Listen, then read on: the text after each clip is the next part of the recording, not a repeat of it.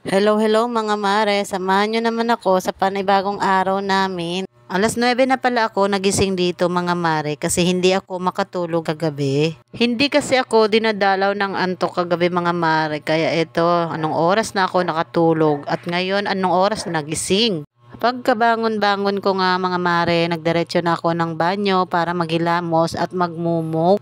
Pagkatapos ko nga maghilamos ito at nagkuha na ako ng walis at ito magwawalis na ako dito sa loob ng bahay. Habang busy ko dyan sa pagwawalis mga mare, ito si BBJK lumabas dito at manggugulo na naman, charis.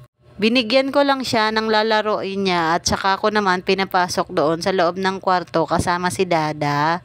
Nang makapasok na nga si GK sa loob ng kwarto ito at nagkuha na ako ng balde na may kasamang map. Naglagay na rin pala ako sa balde ng konting tubig at konting sunrocks para maalis din yung mga dumi-dumi dito sa tiles namin.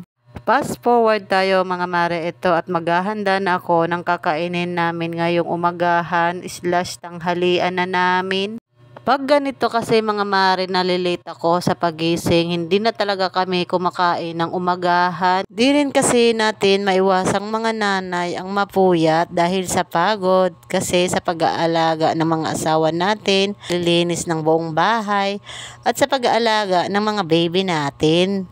Mabalik na nga tayo dito sa ginagawa ko mga mare ito at naghiwa-hiwa na pala ako dyan ng mga sibuyas, bawang at mga kamatis. Pagkatapos ko naman mahiwa lahat ng mga ricado, itinabi ko na muna at ito naman pechay ang gagawin ko. Hinugasan ko pala yan mga isa-isa para makita ko kung may dumi pa doon sa loob ng tangkay. Nang mahugasan ko na nga ang mga pechay mga mare ito at hihiwa-hiwain ko na ng katamtamang laki lamang. Pinaghiwalay ko pala yung dahon ng pechay dyan at yung tangkay. Bago pala ako magluluto dyan mga mare ito at pinaliguan ko na si GK. Nang matapos ko na nga mapaliguan si GK ito at binihisan ko na at puputulan ko siya ng kuko sa paa. Pagkatapos naman nga nun ito kinuha ko na yung puzzle mat niya at nilatag ko na dito sa may sala namin. At ito namang bata, kinuha na naman niya yung maliit na mesa at nilagay dito sa puzzle mat. Binuksan ko pala yung cellphone dyan para makapanood siya ng Cocomelon para hindi mag-istorbo dito sa gagawin ko.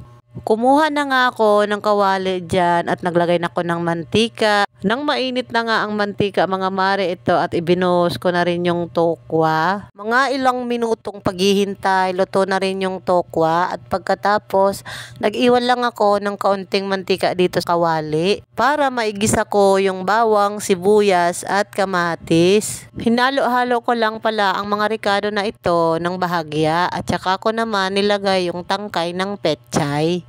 Inuna ko palang ilagay yung tangkay ng pechay para mauna siyang lumambot kaysa doon sa dahon ng pechay.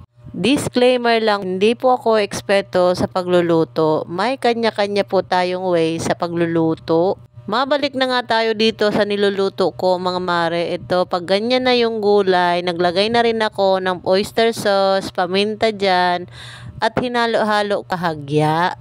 Muntik ko pa makalimutan mga mare, naglagay na rin pala ako dyan ng magic sarap at nilagay ko na rin pala yung prinito ko kaninang tokwa at hinalo ko lang ng bahagya at eto luto na ang ating ginisang pechay na may tokwa. Nang maluto na nga yung ulam ito at nagsandok na ako dito sa mangkok ng kanin at nilagyan ko ng gulay at konti sabaw para makakain na rin si GK. Kasi anong oras na rin ito, mag-aalas 12 na. Fast forward tayo ito at natapos na rin si GK kumain at ako naman ang kumakain. At ito nga ang bata, may pa-cute-cute pa dito sa camera. Basta nakikita niya tong camera, ganyan ang ginagawa nitong bata na to. Siya mga mare, masyado nang mahaba ang video na to. Please follow, like, and share my video. Salamat!